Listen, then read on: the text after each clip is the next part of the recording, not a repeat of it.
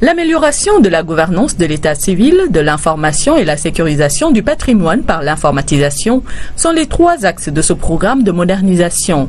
Le bilan de la première phase est jugé satisfaisant. Le projet a eu à enregistrer un taux d'exécution de 77,48%, mais il convient de rappeler à ce niveau que lors du deuxième comité national de pilotage, le taux de décaissement était de 30,37%. La modification du cadre législatif et réglementaire et un projet de cadre normatif du système d'état civil sont disponibles.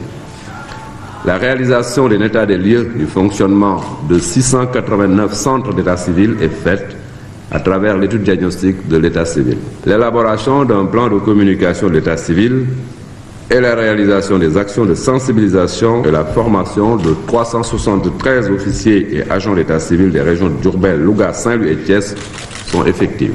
Si dans la première phase, l'accent a été mis sur le système, celle démarrée au mois d'août a pour objectif la mise en place d'un fichier national. Permettez-moi de citer quelques-uns des résultats obtenus dans le cadre du devis programme numéro 1.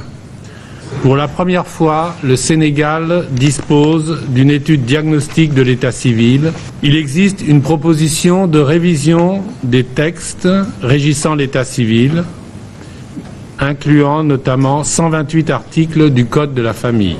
Cependant, il est aussi important de garder à l'esprit qu'un certain nombre de résultats prévus par le devis programme numéro 1 n'ont pas pu être atteints.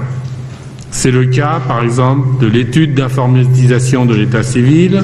Ainsi, environ un tiers des fonds alloués au devis programme numéro 1 n'ont pas pu être consommés. La difficulté majeure de ce processus de modernisation de l'état civil avec l'Union européenne, dont la mise en œuvre a débuté au mois d'août 2013, est l'adoption de la loi autorisant modification du Code de la famille.